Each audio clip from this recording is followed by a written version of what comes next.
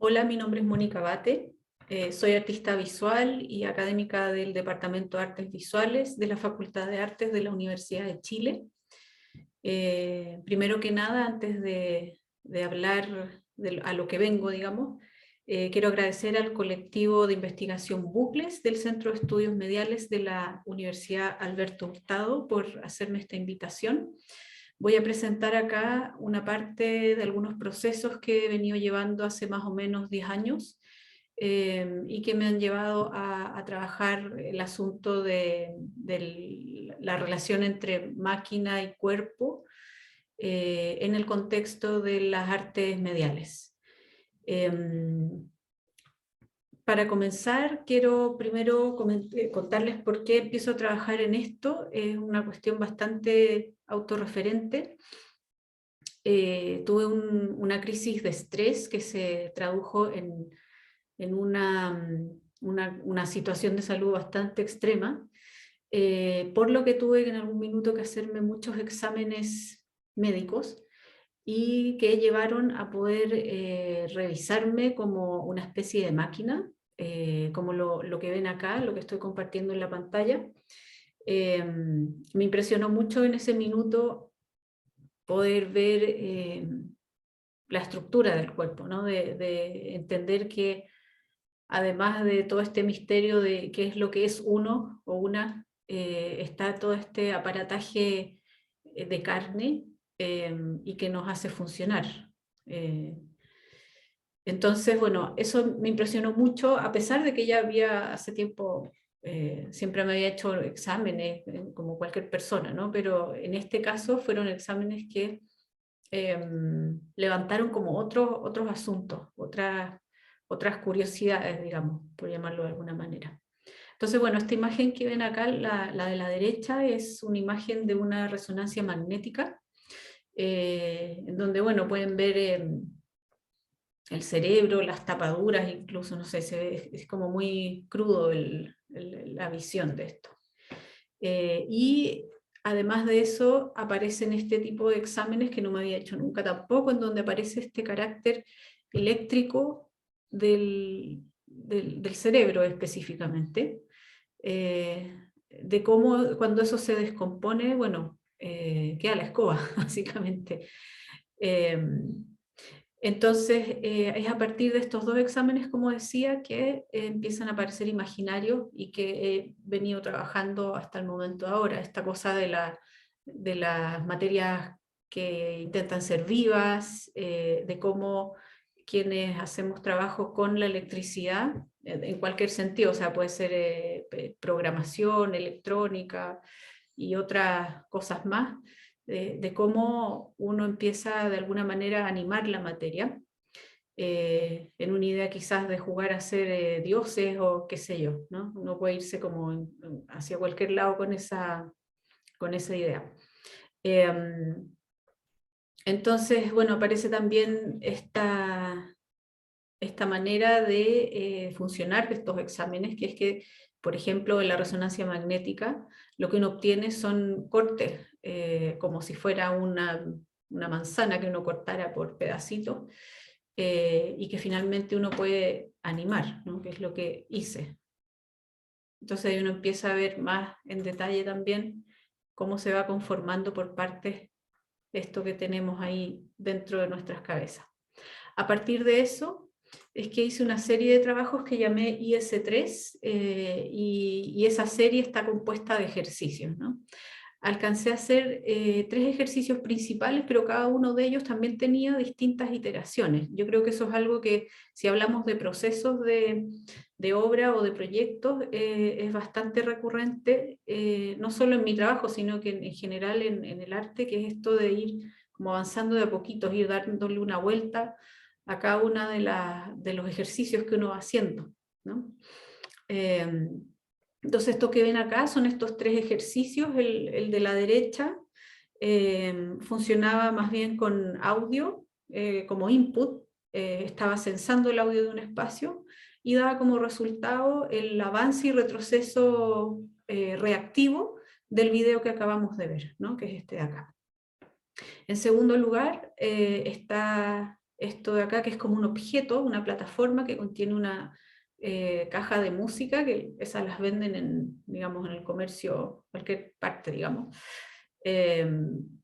Y eso fue modificado de manera de poder hacer una especie de sonificador y visualizador arcaico o muy analógico de las ondas cerebrales o de estos pics eléctricos que vimos hace un ratito, estos que veíamos acá. Y por último está este otro objeto que también toma un imaginario, que no son mis exámenes propiamente tal, pero sí toma el imaginario de esta imagenología, bajo la redundancia, que me impresionó tanto en principio, ¿no? Y bueno, ahí vamos a ver un poco qué pasa con eso también, porque incluye movimiento. Entonces, en el caso del objeto que tenemos aquí al centro,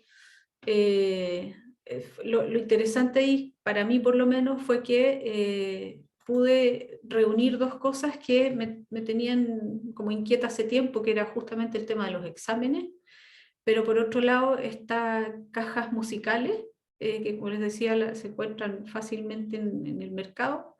Y lo que me interesa de las cajas musicales es que tienen adentro esta especie de pianito metálico, que si uno lo empieza a pensar desde el punto de vista tecnológico, son básicamente muchos interruptores, ¿no? Entonces, bueno, yo hace tiempo tenía esa inquietud de, bueno, ¿cómo puedo aprovechar esos interruptores que están dentro de esta caja metálica?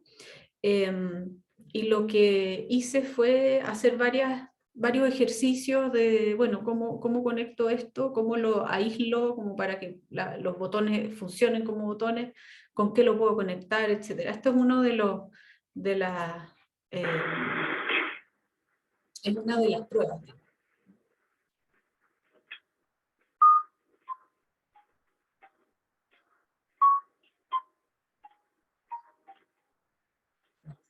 Ahí estaba obviamente ocupando la música que venía con la caja, está conectado a un Arduino y se encienden y apagan esas luces, ¿no?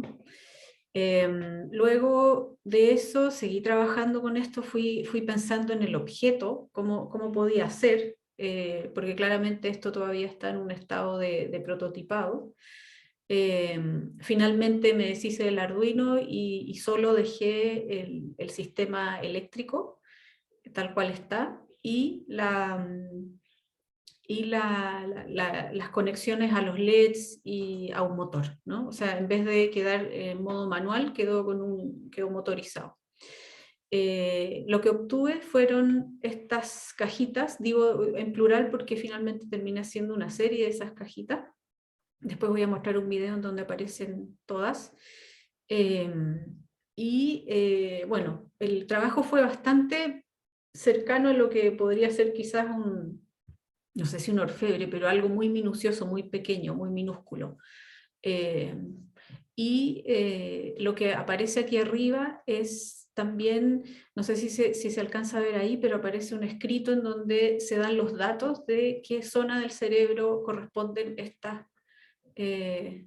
estos pics, ¿no? En el fondo, estos puntitos de acá son los que activaban los interruptores y están de acuerdo a los pics eléctricos del electroencefalograma que alguna vez me hice. Entonces, finalmente, hice una serie de 3 de estas cajitas, en donde cada una correspondía a una parte del cerebro, ¿no? Una de esas líneas que se ven en el examen inicial. Entonces finalmente se genera una composición sonora aleatoria, podría decirse, además de la visualización del encendido y apagado de los interruptores en estas luces que se ven aquí al lado derecho.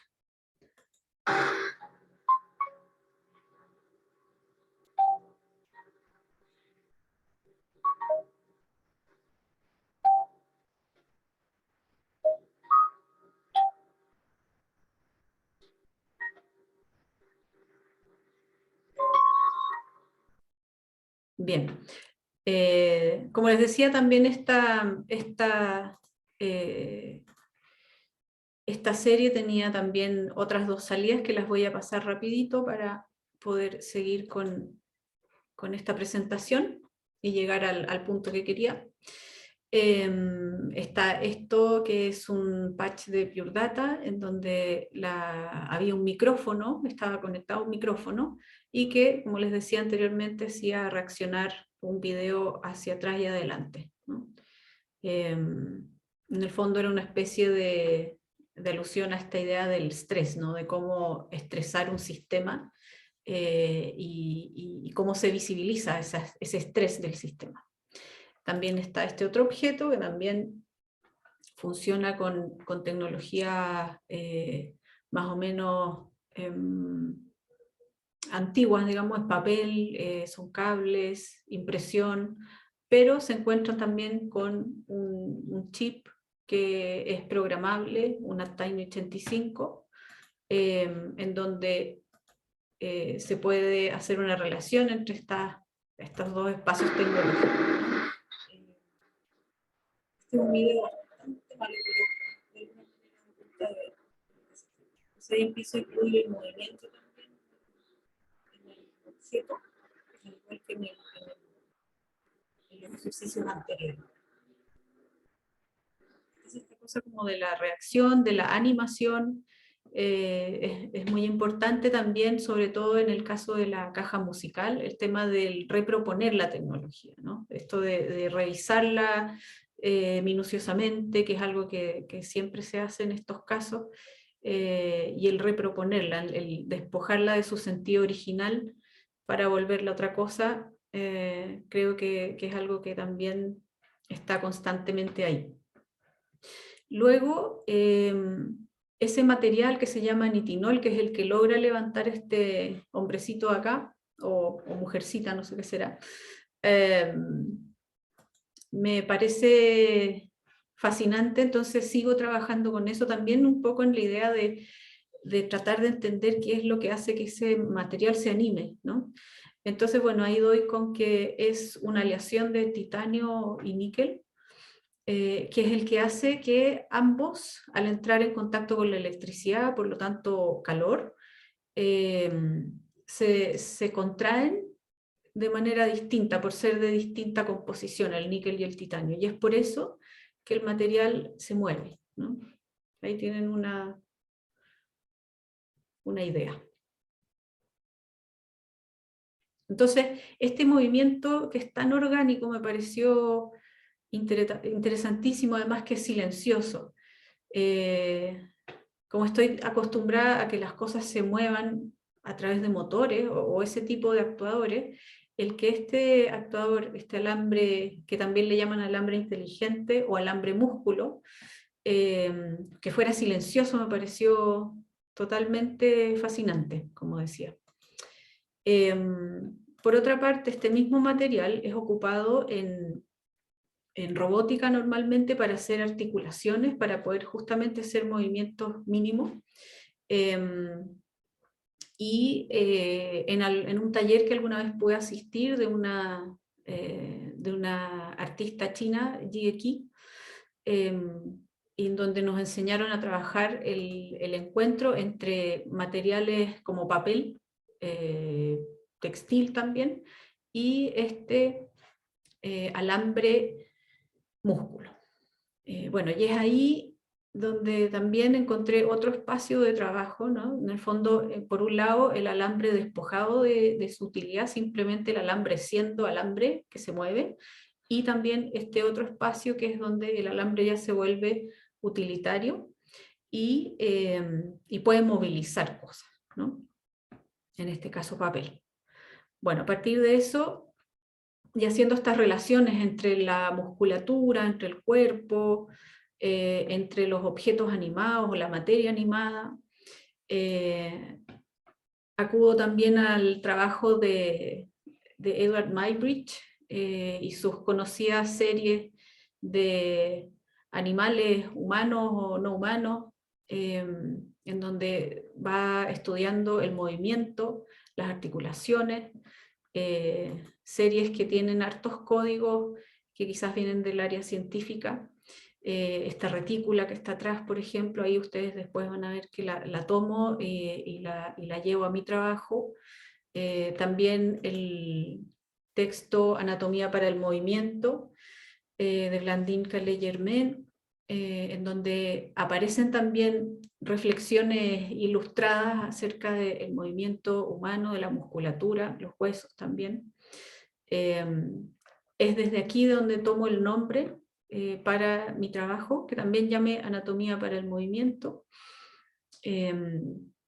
Y lo que hago ahí es tomar este alambre, el alambre músculo, y lo convierto en un objeto de observación. O sea, esta materia artificialmente animada la tomo como para un objeto de observación y para posterior ilustración.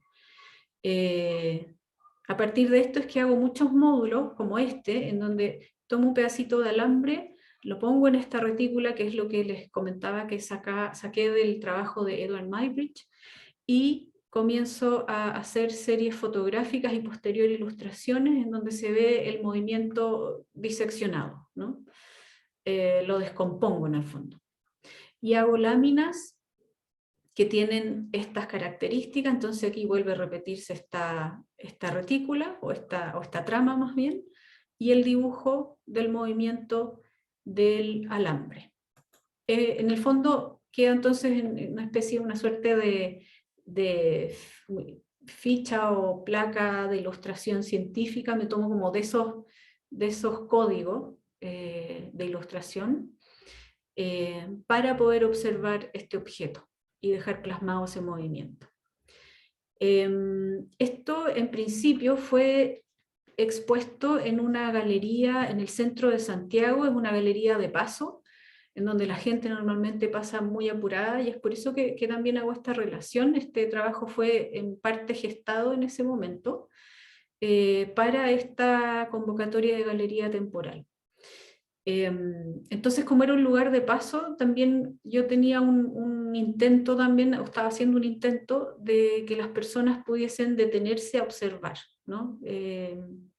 Al momento en que empiezo a trabajar con estas cosas se me hace muy significativo ese asunto, ¿no? De cómo vivimos tan apurados, tan acelerados, y de cuán importante es este asunto de a veces detenerse, ¿no? De ralentizar, de detenerse y de observar los fenómenos que están ahí afuera y no darlos por hecho.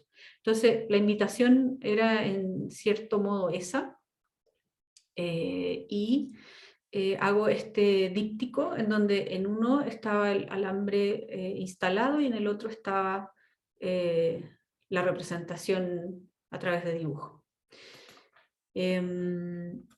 Bueno, esto también luego pasa a tener varias versiones. Hice otras series de dibujos con varios alambres. Aquí aparece también otro tipo de montaje del mismo alambre en movimiento. Ahí pueden ver cómo se mueve. Entonces eso es lo que queda dibujado.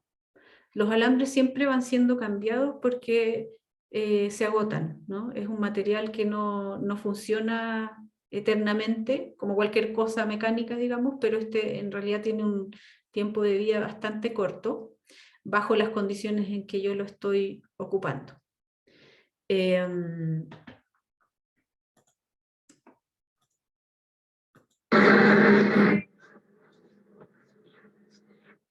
Bueno, ahí pueden ver, voy a detenerlo para que se pueda escuchar, ahí pueden ver cómo también me interesé en poder registrar, hacer algunos registros de personas que estaban frente a este objeto. Esto fue en la Bienal de Artes Mediales, creo que del año 2014, y era muy bonito ver cómo había una conexión entre las personas y este objeto pseudo vivo, ¿no? Por otra parte, por un tema yo creo que contextual, muchas personas pensaban que el objeto era interactivo, ¿no? Entonces trataban de como buscar alguna reacción empática del objeto, digamos, pero no era posible porque simplemente...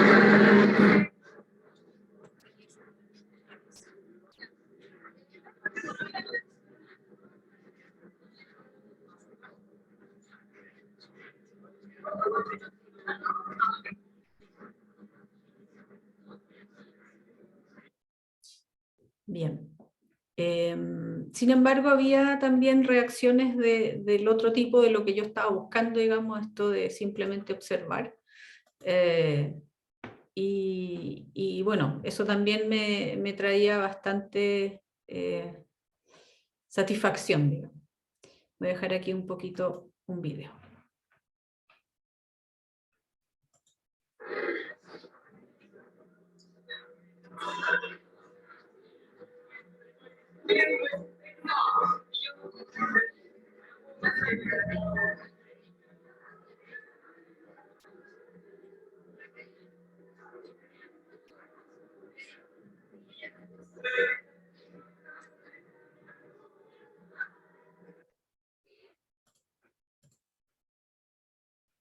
Bien, voy a dejar hasta ahí para poder continuar.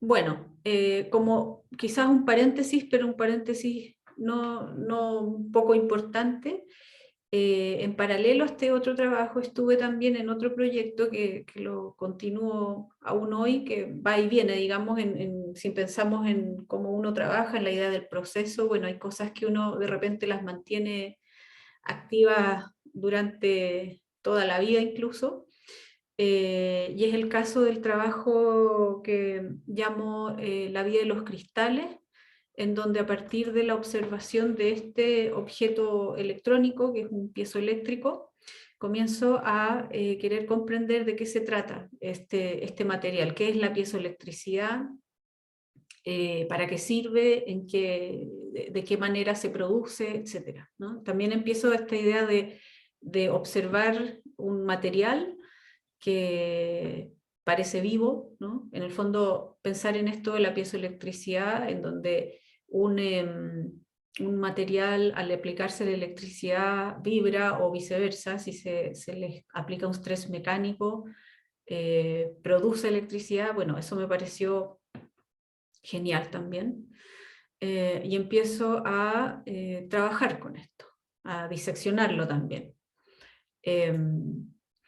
Entonces, bueno, ahí supe que podía fabricar cristales de este tipo, a pesar de que el mismo material uno lo podía encontrar en la tierra, digamos, el cuarzo tiene esa propiedad y otros materiales también. Incluso tenemos piezoelectricidad dentro del cuerpo, ¿no? Los huesos tienen cierta característica piezoeléctrica.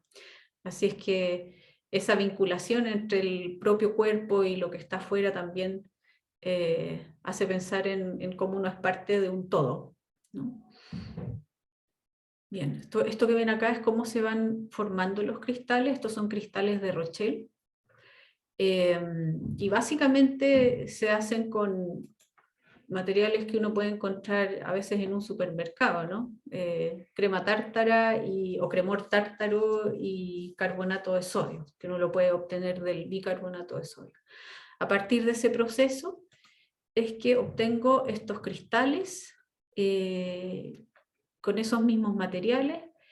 Los estudio en cuanto a su frecuencia de resonancia para saber qué sonidos son los con los que mejor vibran. Esos numeritos que se ven ahí son las frecuencias de resonancia a través de un osciloscopio o a través de la audición, digamos, cuando suena más fuerte esa es su frecuencia de resonancia. Pero a propósito de esto, bueno, obtuve un objeto muy parecido a un parlante. Tuve que darme cuenta también, un poco a golpes, que es muy difícil hacer aparecer el fenómeno, ¿no? Entonces uno se da cuenta que la electrónica en gran parte es poder amplificar aquellos fenómenos que están ahí un poco ocultos en la naturaleza. Entonces el cristal en el fondo vibra, genera electricidad, pero es una electricidad muy mínima, y por eso empieza a haber todo un proceso de amplificación que redunda en un aparato, que me voy a saltar aquí un poquito, como este, en donde hago amplificación tanto electrónica como mecánica con estos conitos, ¿no? Entonces, bueno, en el fondo todo este proceso que termina en esta primera parte, en este objeto, significó una revisión muy en profundidad de tanto el material mismo como también de las tecnologías que me iban a poder permitir hacer audible. Aún así, la amplificación tuve que seguir trabajándola en versiones posteriores del mismo proyecto. Y en esas versiones posteriores también fue que empecé a trabajar con un profesor del departamento de química de la universidad, Antonio Galdames, y con él pude obtener también mejores cristales, ¿no? Mejores cristales en el sentido de que iban a resonar mejor, iban a ser más reactivos o más piezoeléctricos que los que había obtenido anteriormente. Bueno, en todos estos procesos de revisión, creo que es interesante también en cómo los procesos artísticos se encuentran con los procesos o científicos o ingenieriles incluso, en donde los asuntos se mezclan tantos que uno ya no sabe mucho de dónde pertenece, si es que uno quisiera catalogarse, ¿no? Y es ahí donde aparece todo esto de la interdisciplina o la transdisciplina. Bien, entonces, mejorado eso, hice otras experiencias también, en donde trabajé con cristales de cuarzo propiamente tal, que fue mucho más difícil trabajarlo. El sonido que le daba, o le daba como input a estos cristales, era trabajado en Pure Data, en un patch como de estas características, y el sonido que se obtiene es este, que es básicamente el sonido que viene de Pure Data y es reproducido por él.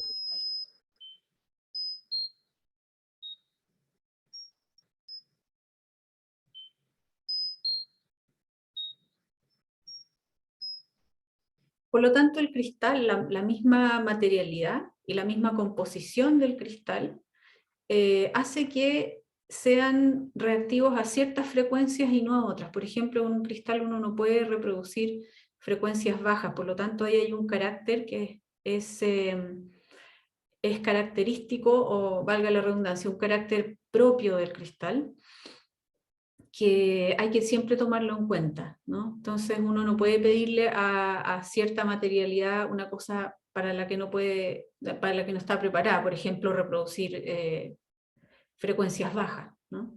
Entonces también eso es bonito en cuanto a que las materialidades van delimitando o van dando ciertos marcos de acción en los que una como artista puede operar. Aquí hay otro montaje. Y finalmente este mismo proyecto se vuelve en una tercera fase en un colectivo de cristales, en donde hago una serie de 8 parlantes con cristales y son montados en distintos espacios, también en búsqueda de poder amplificar más el sonido. Entonces, bueno, hago un montaje en espacios que son reverberantes. Este es el hall del Museo de Arte Contemporáneo, este es el patio domeico de la Casa Central de la Universidad de Chile, y aquí en una iglesia. Entonces ahí también aparece otro asunto que es la arquitectura, que me llevó también a hablar o a dialogar con Constanza Ipinza, arquitecta, para entender también un poco la idea de la amplificación en los espacios arquitectónicos. Bueno, y para finalizar, saltándome de nuevo hacia la idea de este alambre músculo, aquí, como les decía, esto era un paréntesis, un largo paréntesis, pero vuelvo a la materialidad del alambre músculo y a lo que estoy trabajando actualmente, que es estoy trabajando en un colectivo con Francisca Morán, ella es profesora del Departamento de Danza de la Universidad de Chile, Javier Jaimovich, del Departamento de Sonido de la Universidad de Chile, y también con la teórica del Departamento de Teoría e Historia del Arte, Isabel Jara. Y acá, bueno, me invitan a trabajar por ahí por el año 2017-2018 para proponer un objeto o una instalación que viniera desde la práctica de las artes visuales para un proyecto más de orden escénico, ¿no? Javier y Francisca venían trabajando desde el año 2014 en un proyecto y que luego se vuelve un núcleo o colectivo de nombre Emovere, en donde trabajaban escénicamente y desde las tecnologías biométricas, la idea de las emociones, el cuerpo, y eso en conjunto con el sonido y la danza. Hicieron un primer proyecto para luego hacer un segundo que se llamó Intersecciones Frágiles, que es donde entro a trabajar con ellos. Y bueno, como Francisca es una de las partes protagónicas de las puestas en escena, y lo que estaban usando eran sensores biométricos de miograma, es decir, estaban sensando la electricidad muscular, es que vuelvo a retomar el trabajo con el alambre músculo y propongo una instalación a partir de esos papelitos que vieron en alguna de las diapositivas anteriores, y lo que obtenemos es una instalación que llamamos junípero, perdón, se corre ahí, que llamamos junípero, que aquí es un corte como una vista desde arriba, en donde estos papelitos se vuelven una maraña de apariencia bastante orgánica también, por eso se le llama junípero, que es una especie de pino rastrero. Y en donde tanto Francisca como quienes visitan la sala pueden entrar en interacción o en reactividad, o pueden obtener la reactividad de estos papelitos a partir de ciertos sensores, ¿no? Sensores de voz, sensores como las pulseras que tenía aquí Francisca, que están ahí sensando su actividad eléctrica muscular. También trabaja este objeto junípero con Sensorium, que era un segundo aparato, que es esto que ven acá, que es una especie de módulo de sensado, en donde hay cámaras, un sensor de pulso, micrófono, y que da como output la interacción con la instalación de Junípero, pero también estas visuales, ¿no? Que finalmente forman una especie de espejo distorsionado de quien está ahí, ¿no? Voy a dejar aquí algunas partes de un video, voy a ir saltando para que tengan una idea de qué se trata.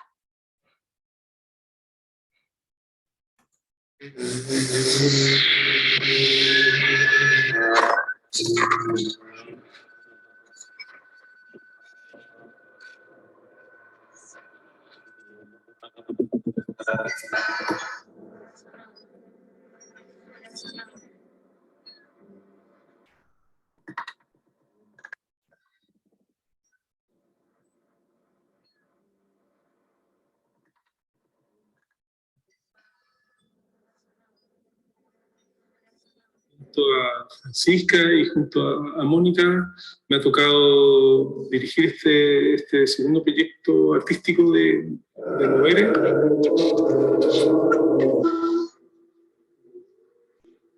Mi nombre es Francisca Morán, vengo de la danza.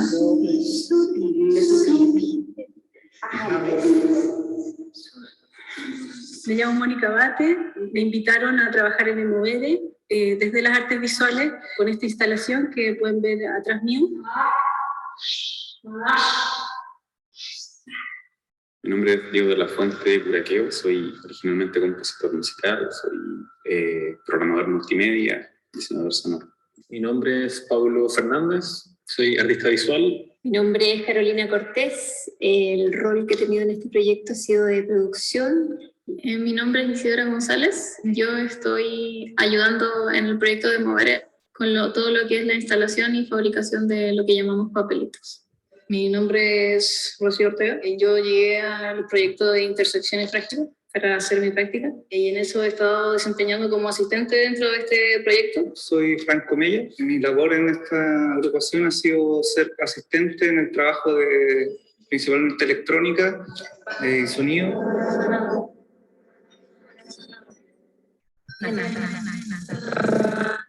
Bien.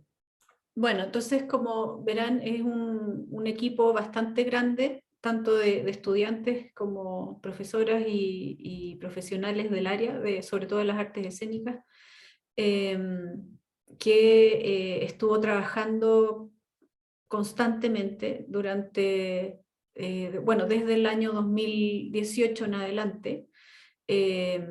Y bueno, ahí también se dio un asunto muy importante a nivel procesual, que es este trabajo sostenido, como de paso a paso, y de poder ir intercambiando ideas, de poder darnos cuenta también de cómo desde las distintas disciplinas se van observando las cosas y se van ejecutando las cosas, de cómo las personas se complementan, y entran en disensos, en consensos. Entonces finalmente esto funciona tanto como sistema a nivel de los objetos, de las instalaciones que estamos